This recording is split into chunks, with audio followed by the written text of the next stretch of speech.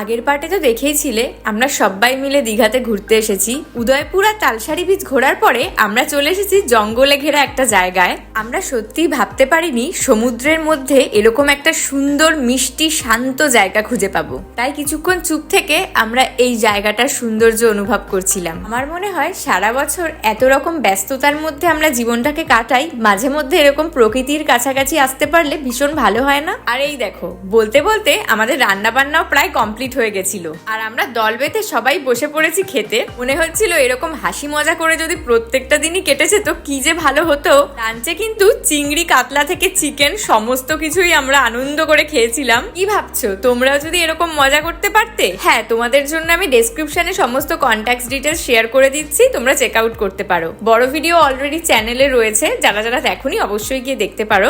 এরপর আরো কি কি মজা করেছি সেটা কিন্তু দেখতে হলে নেক্সট পার্টটা দেখতে হবে। টাটা।